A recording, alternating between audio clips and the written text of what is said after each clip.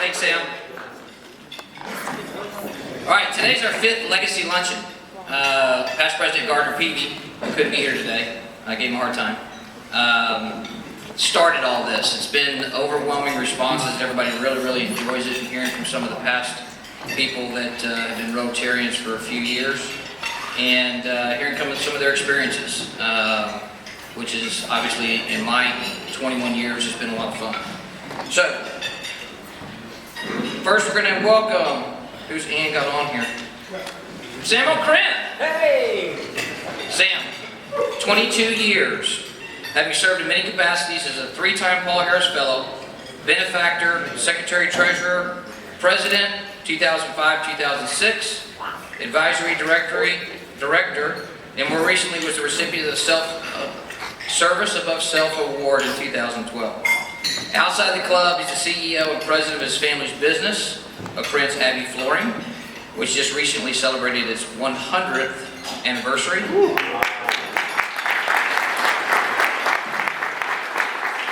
How old do y'all think Sam is? 100? He's probably about 101. Just feel that way. Just feels that way. He's also very active in numerous other things: Central Federal Playhouse, Methodist Healthcare Ministries, and he now, since the untimely passing of his father, Arthur O'Krent, he has the big golf tournament that you guys know about, raising almost $1 million, and started it in 2003. The best thing about Sam O'Krent is his wonderful wife, Margie. Absolutely. And so let's welcome Mr. Sam O'Krent to the stage.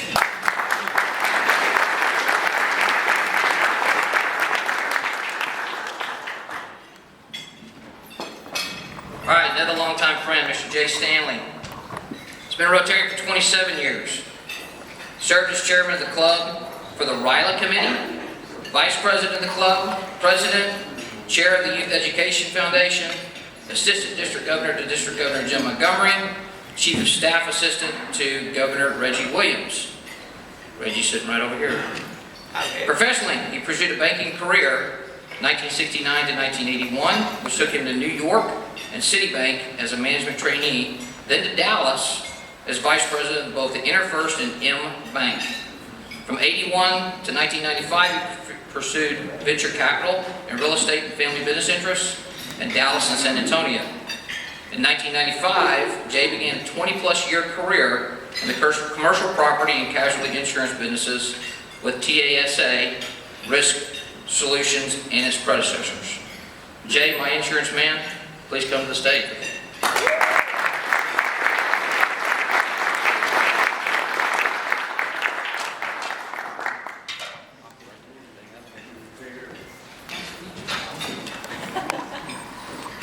Mr. Rick Cavender.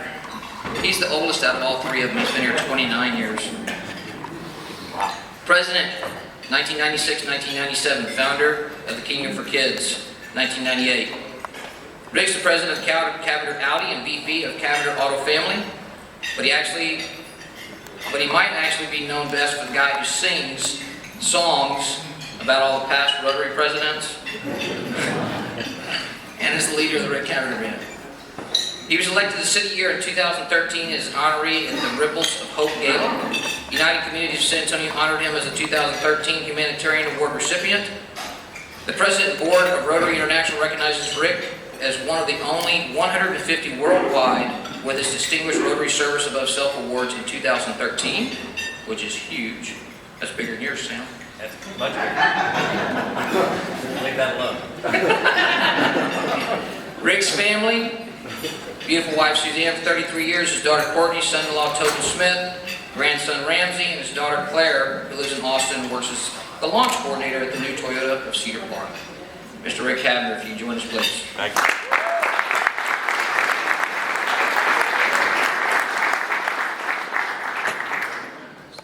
All right, so guys, this is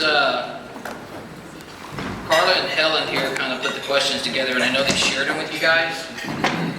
But I don't know if you have all your answers prepared for this part, but I don't have the questions. So, we're just going to go through this real quickly. You've got about 2 minutes to answer each one.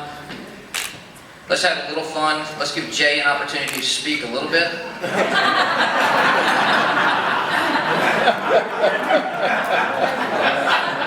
So I'll ask you questions first, Jay.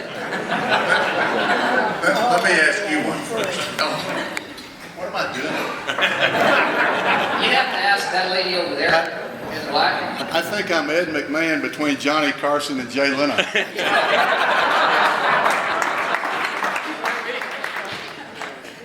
All right, so the first one hopefully is an easy question.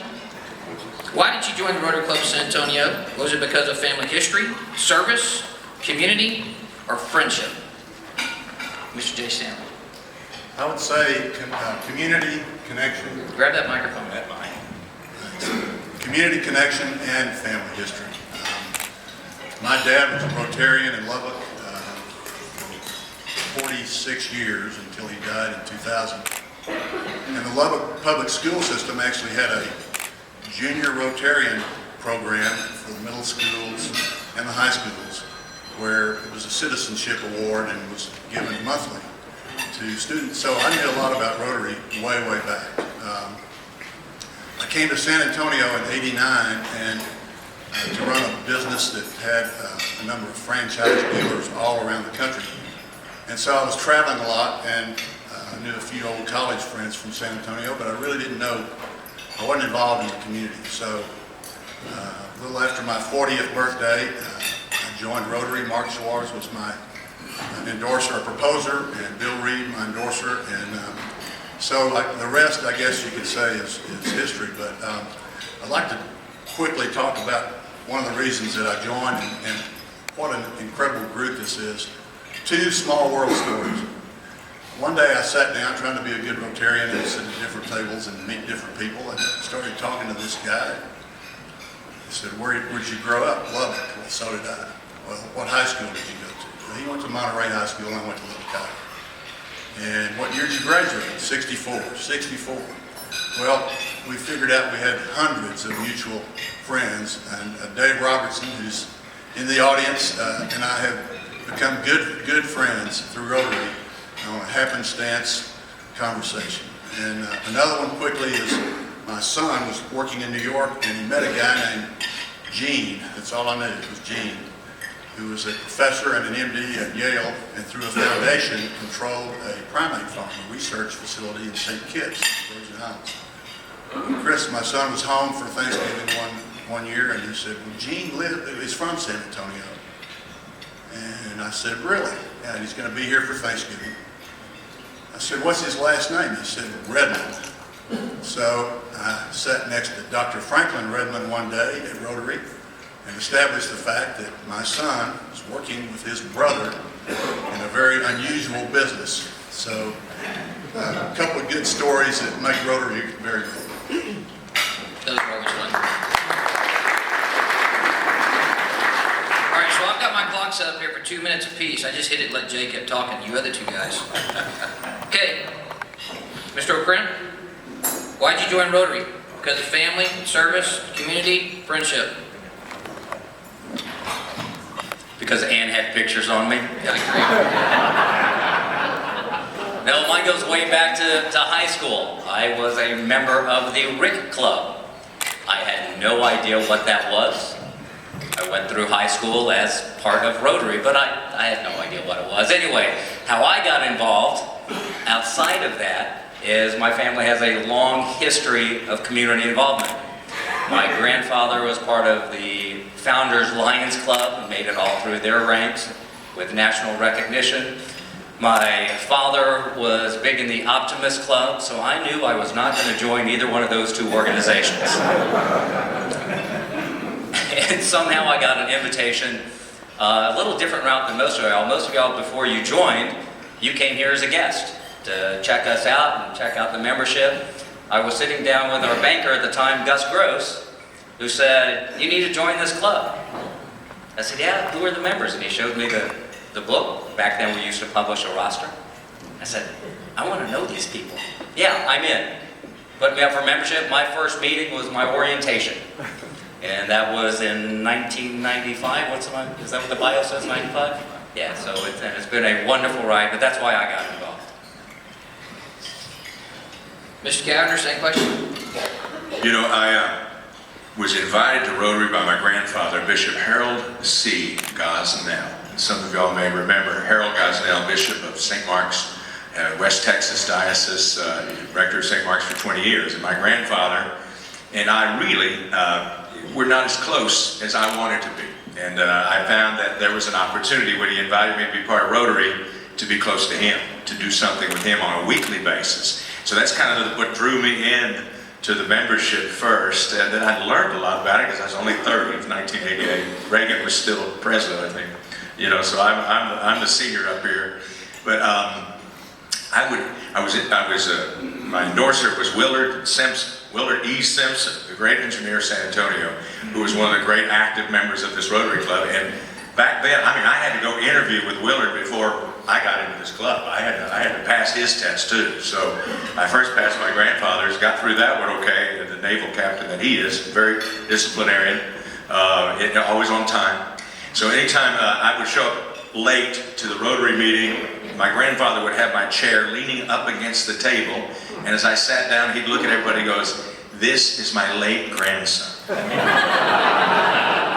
And I would sit down, I'd always, be on time for the bishop, be on time to Rotary. And it started that, it was so much fun because he was president in 1952, y'all, Harold Gosnell, and I was president in 96. So he was living when I got to take the gavel as president. I know there are other legacy members here. Sandy, I think your father, right, was he president? And I know Patrick Tobin's father was president, maybe grandfather too. I think there were 3 generations, Patrick, if you're here. But it's a great credit and a great feeling to know that that legacy was there when I was president as well. So I also joined because I knew it helped me sell Oldsmobiles, and it did. So, but more than that, I wanted to be involved in the community. I wanted to do some things back then when I was young, because like Jay was saying, try to find ways to be active and do things that are constructive, productive. Thank you.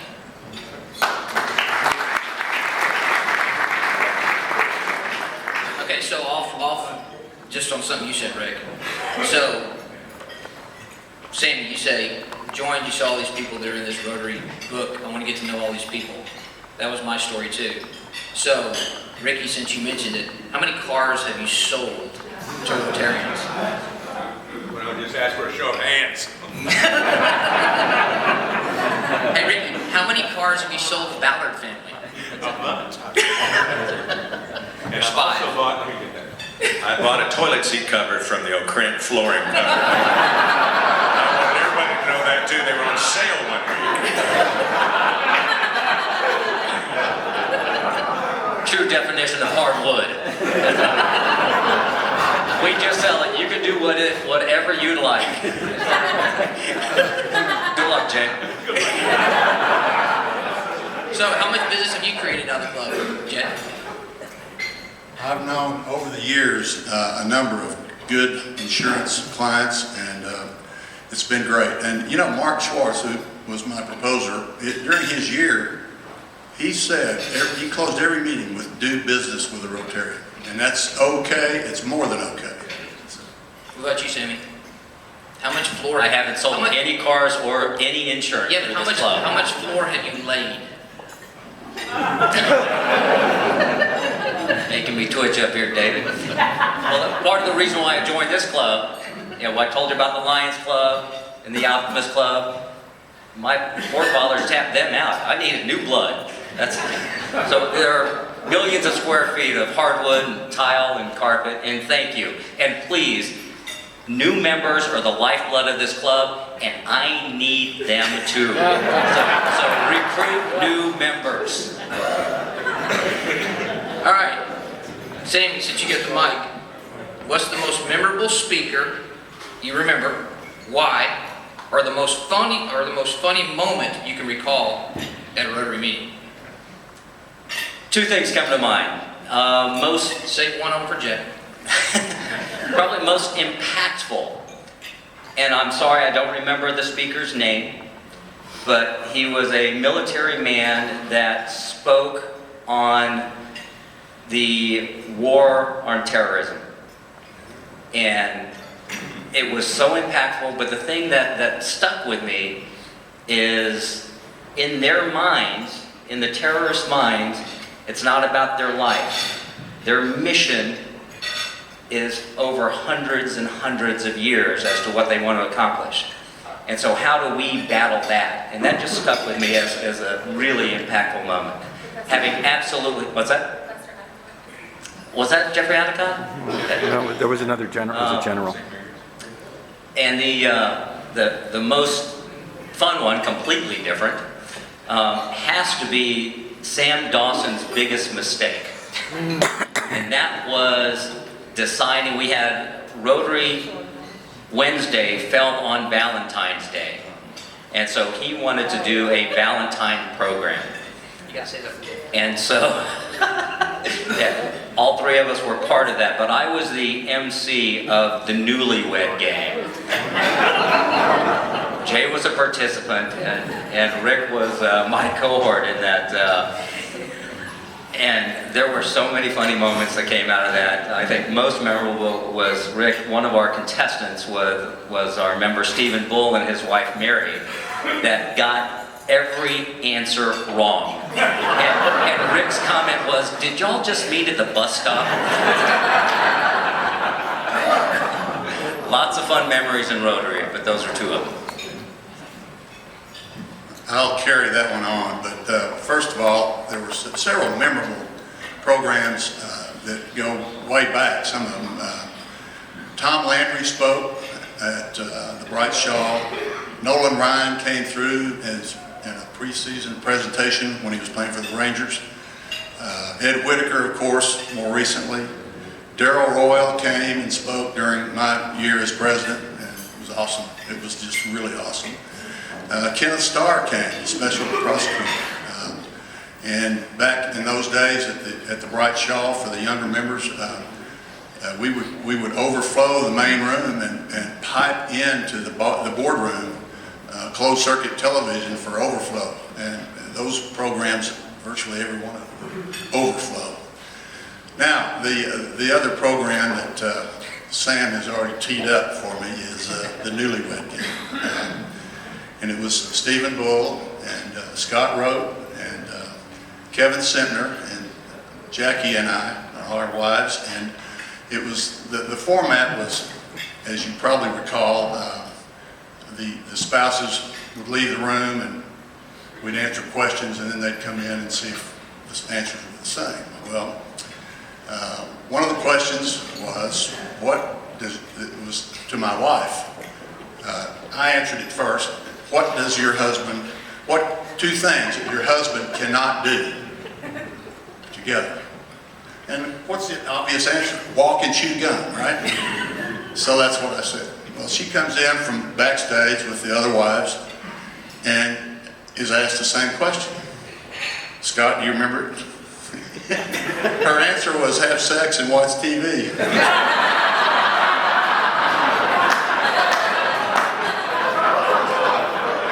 We won the day. We weren't very newlywed. We'll be married 40 years this year, but it did get off to a rocky start. I couldn't have made this up if I tried.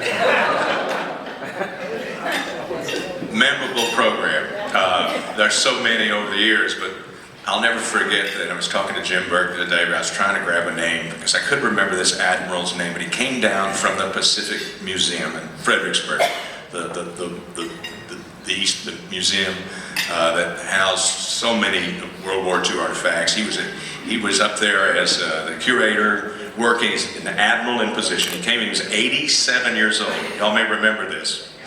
And he came with an overhead projector, like you'd see at a math class in high school, right? He had an overhead projector, and he had the big screen behind him.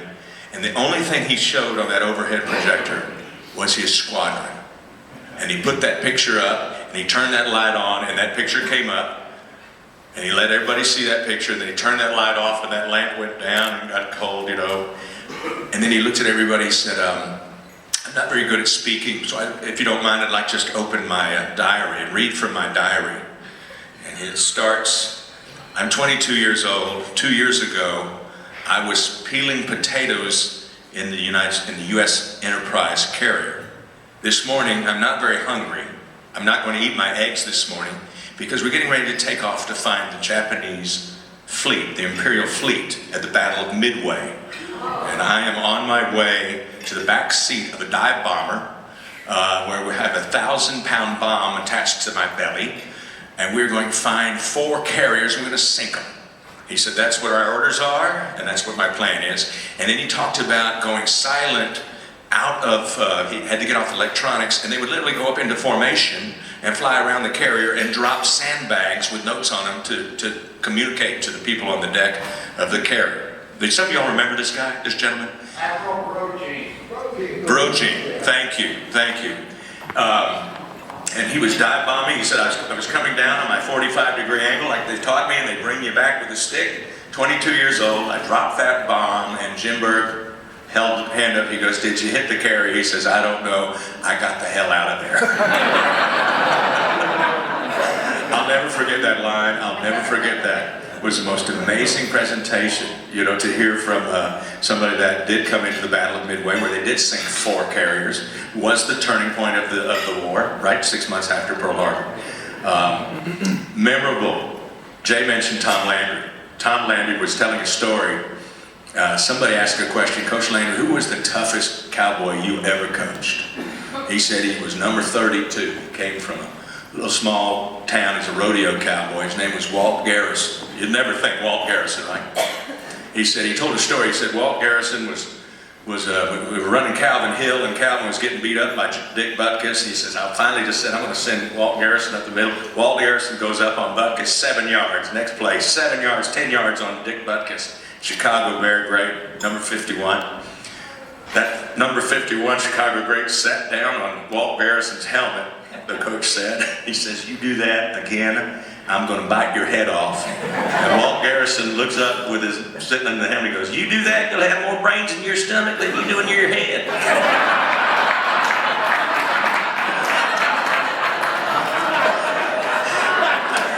I've told that story for 20 years. I can still remember how funny Coach Landry was, right? And nobody knows these personalities other than behind podiums.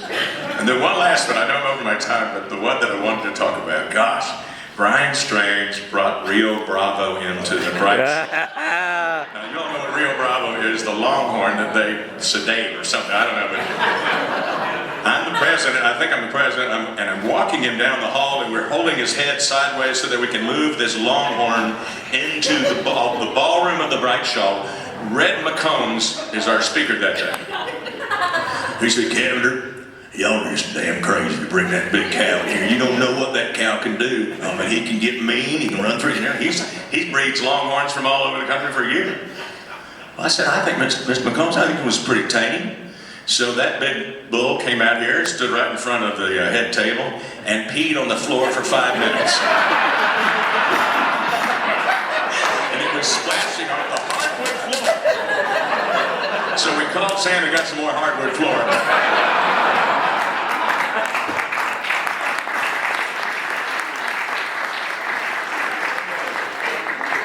That's why I'm a Rotarian. All right, Jay. Sorry.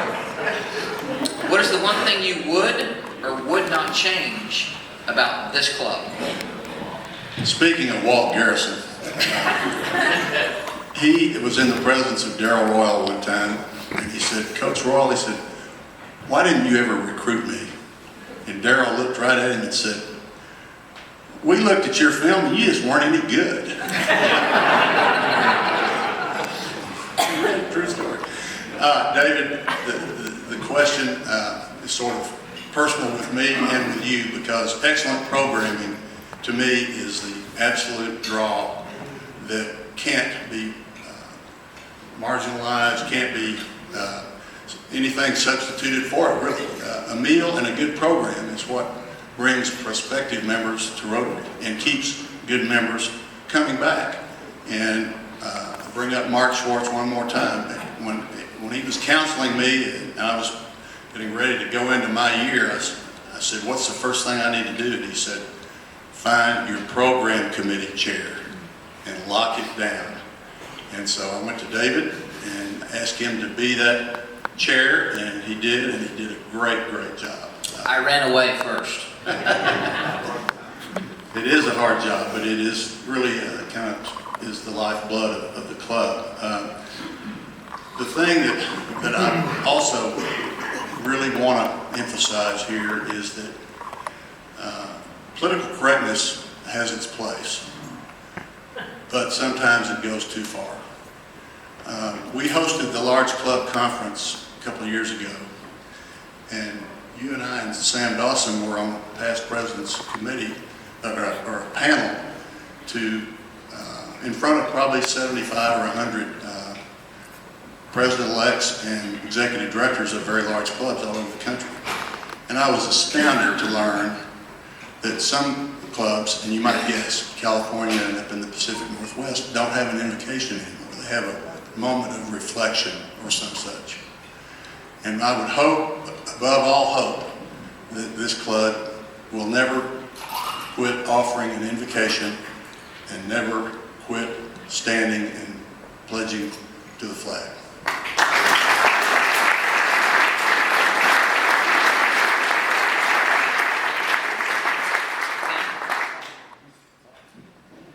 Well, the one thing that I would never change about this club is having me as a member. So please, I know there's a vote going on next week while I'm out of town. Please, let me stay in. This club is wonderful to me. What I would not change is the diversity. We need to be more diverse. We need to keep new blood coming through. You know, we are one of the few exceptions in the country of service organizations. We grow our membership.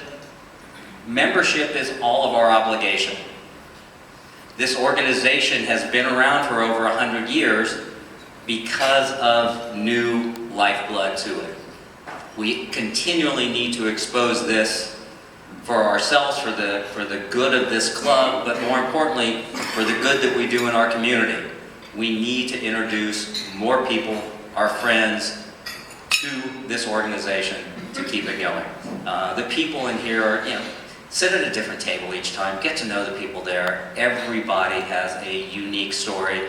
We just happen to be fortunate enough to have gotten to the podium and be president. But every one of us, every Rotarian has something to offer. And I thank you all for your friendship. And please don't kick me out.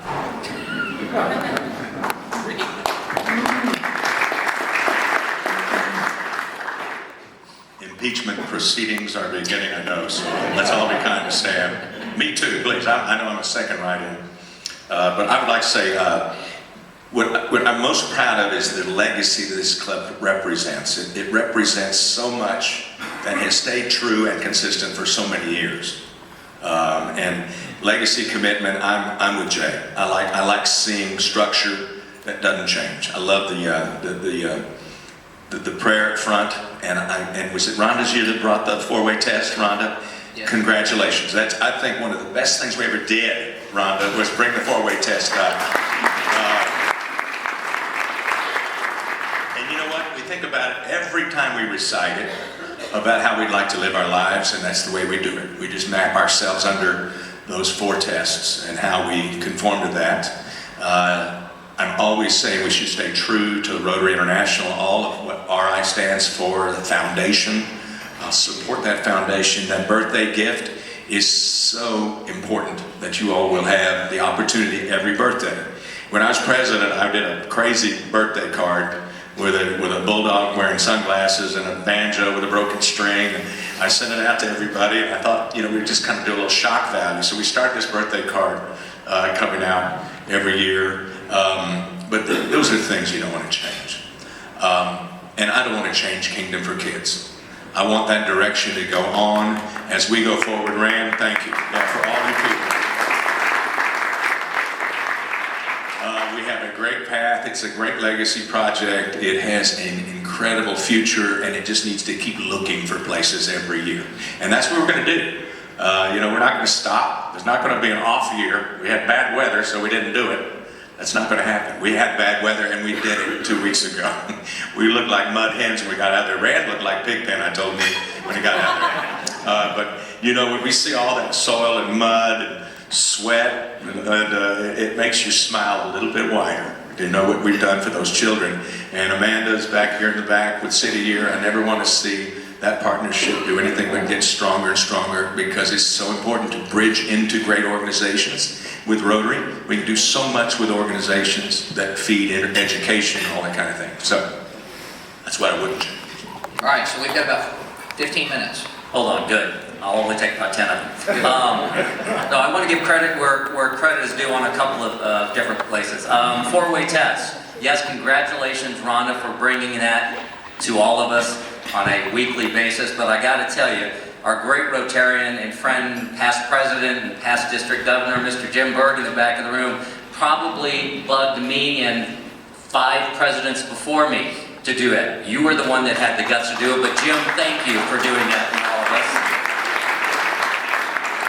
And before we get too far, round of applause for putting this thing together. Carla, Helen, please stand up. Let everybody see that. Come on. You know, the program stops there until you stand. Thank you.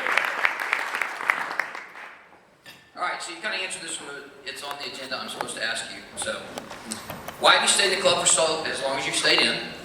And where do you see the club going in the next 10 years? Jay, you got the mic. As I've said many times before, Rotary is and always will be a big part of my life, and will continue to be. It was an immense honor for me to be asked to be president of this club. It all started when Lane Mitchell telephoned me and asked if I would consider it, and that began a 30-month process, including the actual year that you serve. And it was just one of the most, it was a life-changing experience for me. Half of my board from the 2003-2004 year are still active in this club, including President Joan. Tom Vallejo was treasurer. Past President Rhonda was on our board. Russ Rinklin, Linda Guida, and Christy Stanford. Most of you are here today. Give us a wave where you are.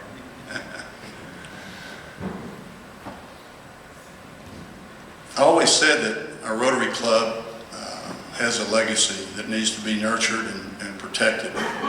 And it's like a big ship. It's not ever going to be turned on a dime. Our board had a great year that year, and I think my colleagues here would say the same about their years and their board. But keeping a steady hand on the rudder of this big ship is what it's all about.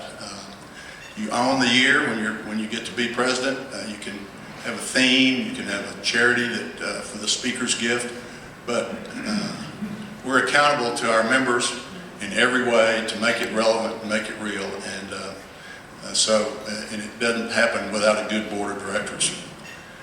Never forget the importance of mentors, especially we all have them and had them, especially when we were brand new members of this club.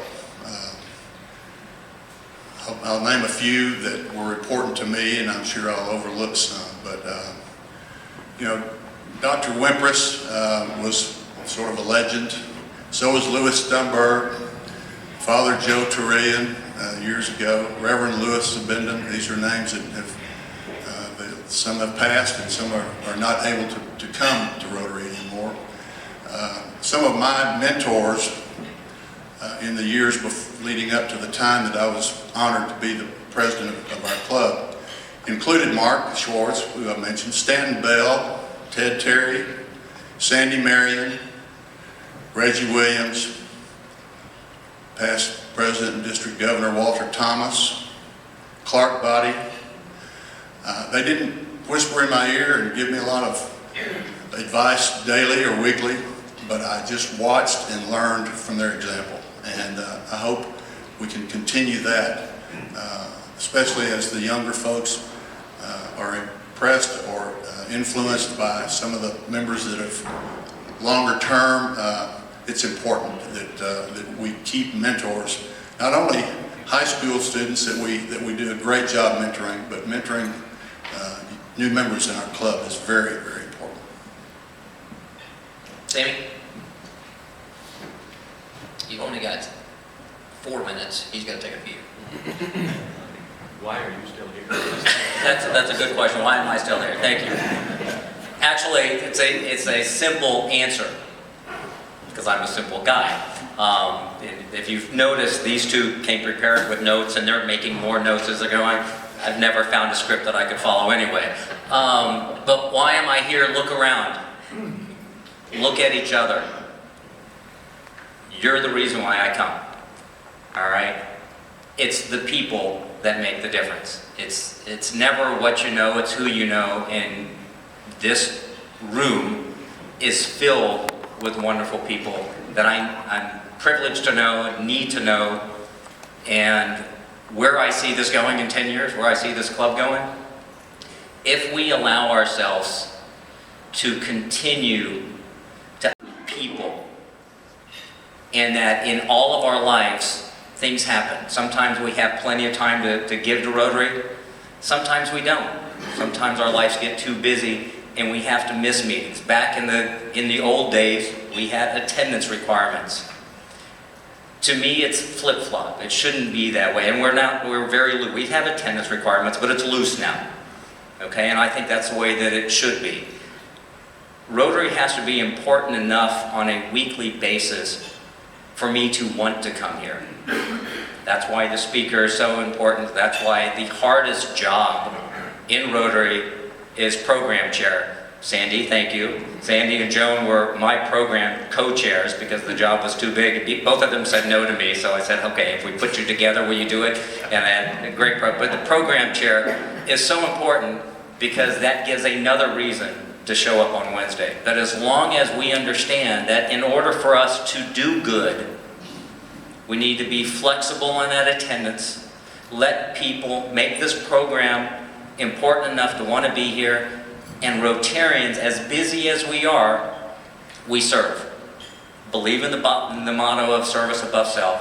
When asked to serve, we serve, and I see this organization only continuing to grow because of the people around here. U40 is a wonderful program. That's our young lifeblood.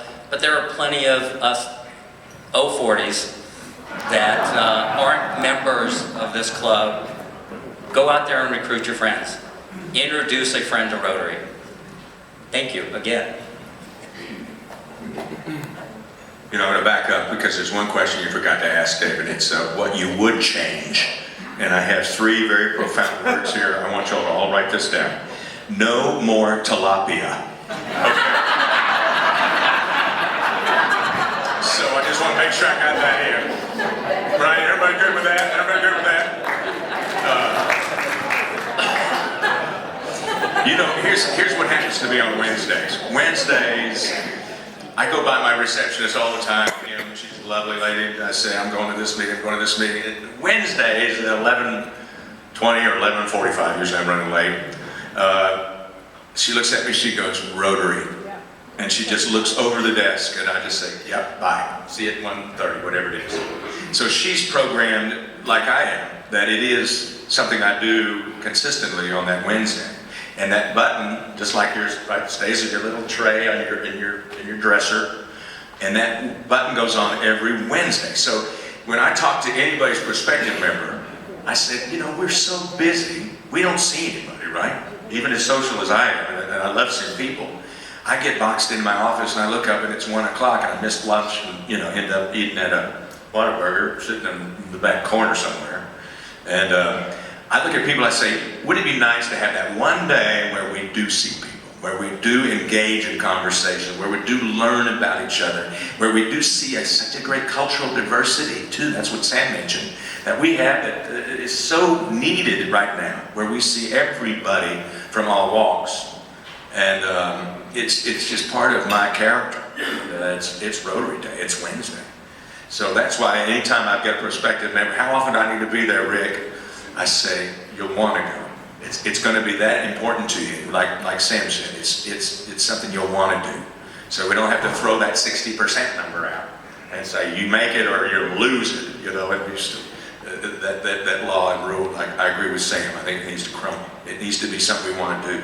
So it's been such a pleasure for me over the years and to meet and know all of you all, and what gives me great pride is when I look out in this room and I see people that I proposed that are now members. That's a great gift to a Rotarian, that you brought another Rotarian in. And so I'll keep embarking on that mission.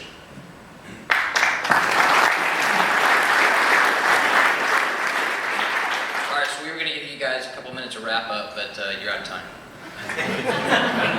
Any of y'all want to make a quick comment on anything? Just to wrap it up? One quick statement. Another. I shouldn't have opened this up. No, it's very brief. It's just another thing to never forget and to always have in our club. Worldwide, Rotary is renowned for fellowship and camaraderie. And that's what we have to, that's another reason we want to be here every week. It's just that simple. Do business with a Rotarian. That's how this organization started. Okay, Paul Harris was 3 business people trying to do more business.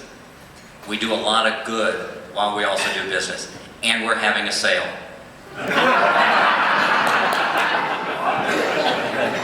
Camrys are $229 a month with 0 down this month. You know, how many legacy luncheons have we had? Is this the 4th, 5? What makes me most proud is to be up here with guys like Jay and Sam, and to look back at legacy that has happened before us. And I'll never forget Harold Reisner at this desk, at this table. Harold Reisner was speaking to us about the importance of Rotary to him. And there's a shining moment that a lot of y'all did not witness when we built a playground over at Dory Miller Academy. We had the opportunity to stage Harold Reisner for the children in the gymnasium. And we were over in the corner, and the commander came in his naval outfit. And he had his stripes on his arms, and that uniform fit just like it did back in 1945. And he looked at those children and he told the story of being bombarded by kamikaze pilots as we were moving to the banks in our amphibious craft coming up onto the islands of the Philippines.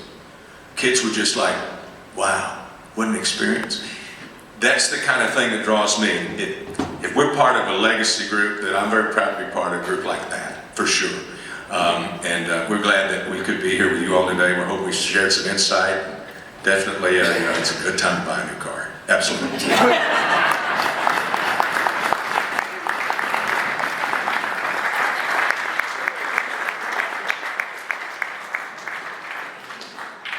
We actually got them to finish on time. Unbelievable. Hey guys, thank you. Wait, I'm not done yet. Oh wait, yeah, okay. Now these, bunch of you know my Rotary story. I'm not gonna go to my Rotary story, but these are friends, these are mentors, these are guys I've gotten to know over the years just because of this club. Sam's actually referred me business that sold some buildings. Jay, the same thing, as far as like leasing some space with some guys, helping clients. Rick Cavender refers me nonprofits that don't make any money. So, that's why he's my friend, right? So anyway, thank you guys. We really, really appreciate it. Great insight. I think everybody enjoyed it. So thank you so much.